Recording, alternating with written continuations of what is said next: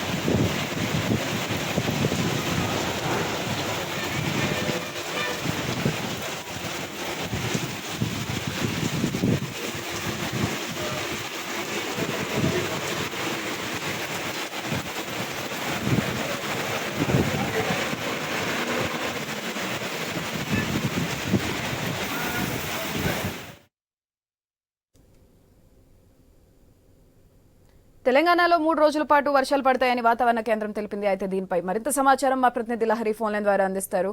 లహరి, చెప్పండి, ఉదయం నుంచి కంటిన్యూస్ గా వర్షం పడుతుంది కదా, అధికారులు దీనిపైన ఎలాంటి చర్యలు తీసుకున్నారు? యశోదాత్రి, మనం చూసుకోవచ్చు బంగాళాఖాతంలో కొనసాగుతున్నటువంటి అల్పపీడన ప్రభావం ఇప్పుడు వాయుగుండంగా ఏర్పడడంతో రాష్ట్ర వ్యాప్తంగా కూడా భారీ నుంచి అతి భారీ వర్షాలు కురిసే అవకాశం ఉందని ఇటు వాతావరణ శాఖ తెలపడం జరిగింది. చూసుకోవచ్చు, నిన్న నైట్ నుంచి కూడా దాదాపు 7 గంటల నుంచి కూడా కంటిన్యూగా వర్షం కురుస్తుంది. భారీ వర్షం కురవకపోయినా మోస్తారు వర్షం, ముసురు వర్షం అయితే మనకు కురుస్తుంది. ఉదయం నుంచి కూడా కంటిన్యూగా ముసురు వర్షం అనేది మనకు కురుస్తున్నటువంటి సిచ్యువేషన్ కనిపిస్తుంది. ఇటు తెలంగాణ కూడా భారీ వర్ష సూచన జారీ చేసింది వాతావరణ కేంద్రం.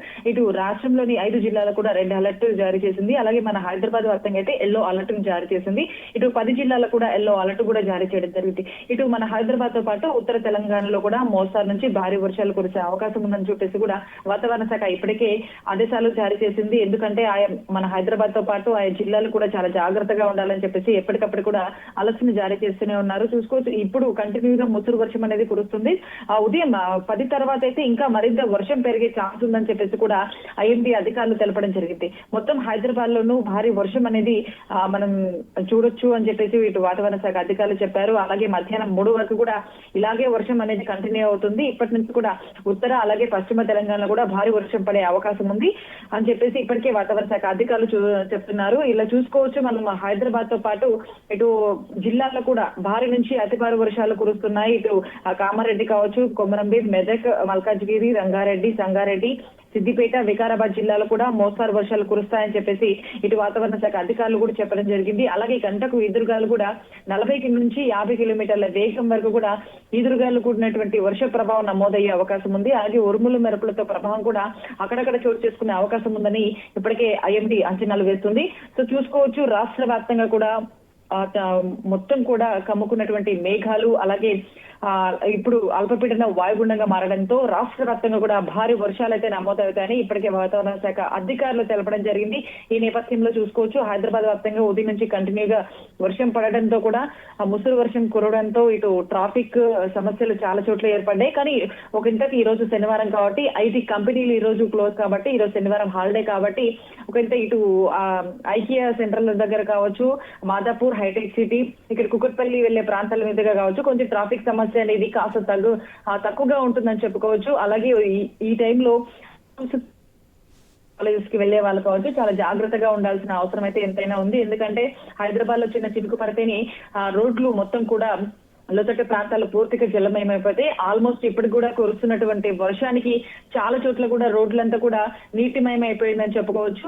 అక్కడ వెళ్లేటువంటి వాహనదారులు కావచ్చు, ప్రజలు కావచ్చు, నడుస్తూ వెళ్లేటువంటి వాళ్ళు కావచ్చు చాలా జాగ్రత్తగా ఉండాల్సిన సిచ్యువేషన్ కనిపిస్తుంది. ఎందుకంటే ఎక్కడ ఈ వర్షం పడినప్పుడు ఎక్కడ డ్రైనేజీ నాళాలు పొంగి పొర్లుతుంటాయో తెలియదు కాబట్టి ఆయా ప్రాంతాల మీదుగా వెళ్లే వాళ్ళు చాలా అప్రమత్తంగా ఉండాల్సిన సిచ్యువేషన్ అయితే మనకు కనిపిస్తుంది. ఓవరాల్ గా మన హైదరాబాద్ వ్యాప్తంగానే కాదు జిల్లాల వ్యాప్తంగా కూడా జోరు వానలు కురుస్తాయి ఇప్పటి నుంచి అని చెప్పడం జరిగింది. అయితే ఇది హైదరాబాద్ వ్యాప్తంగా చూసుకుంటే ఇటు పంజాగుట్ట కావచ్చు, దిల్సుఖ్ నగర్, కోటి, ఎల్బీ నగర్, కుత్బుల్లాపూర్, అల్వాల్, కాప్రా, మల్కాజ్గిరి, ఈ పటాన్ చెరువు, కుకట్పల్లి, గాజుల రామారం, సికింద్రాబాద్ తో పాటు కూడా చుట్టుపక్కల ప్రాంతాలంతా కూడా భారీ వర్షం నమోదవుతుందని చెప్పేసి ఇటు వాతావరణ శాఖ అధికారులు కూడా చెప్పడం జరిగింది. దీంతో ఇటు జిహెచ్ఎంసీ అధికారులు కూడా అప్రమత్తం అయ్యడం జరిగింది. ఎందుకంటే ఇటు టీఆర్ఎస్ బృందం కూడా ఎప్పటికప్పుడు కూడా ఎక్కడైతే వాటర్ స్టాగింగ్ ప్రాంతాలు ఉంటాయో అక్కడ వాటర్ నిల్వ ఉండకుండా ఎప్పటికప్పుడు కూడా నీటిని తొలగిస్తున్నటువంటి సిచ్యువేషన్ కనిపిస్తుంది. అలాగే రీసెంట్ గా కురిసిన వర్షాలు కూడా ఎప్పటికప్పుడు కూడా ఎక్కడెక్కడైతే వాటర్ స్టాగింగ్ ప్లేసెస్ ఉంటాయో క్లియర్ చేసే పనిలో నిమగ్నమయ్యారు. అలాగే జిహెచ్ఎంసీ అధికారులు కూడా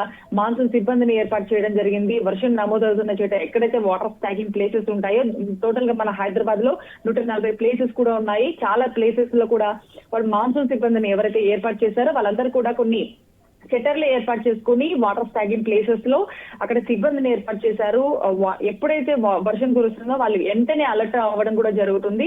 ఆయా ప్రాంతాల మీదుగా కూడా ఇప్పటికే అందరు మాన్సూన్ సిబ్బందిని ఎవరైతే ఏర్పాటు చేశారో అందరూ కూడా రంగంలోకి దిగడం జరిగింది. ఆయా ప్రాంతాల్లో వాటర్ నిల్వ ఉన్న చోట క్లియర్ చేసినటువంటి సిచ్యువేషన్ కనిపిస్తుంది. కంటిన్యూగా వర్షం కురుస్తున్న నేపథ్యంలో కూడా చాలా మంది కూడా షిప్స్ వేసుకొని కూడా ఆ మాన్సూన్ సిబ్బందిని ఎవరైతే ఏర్పాటు చేశారో అందరూ కూడా అలర్ట్ అవ్వడం జరుగుతుంది. సో ఓవరాల్ గా మన హైదరాబాద్ లో చిన్న చింకు పడితేనే రోడ్లు జలమయం అయిపోతాయి కాబట్టి ఆయా ప్రాంతాలు చాలా మంది కూడా జాగ్రత్తగా వ్యవహరించాల్సిన సిచ్యువేషన్ అయితే మనకు కనిపిస్తుంది. ఓవరాల్ గా మరో 3 రోజుల పాటు కూడా వర్షం ఇలాగే కంటిన్యూగా ఉంటుంది.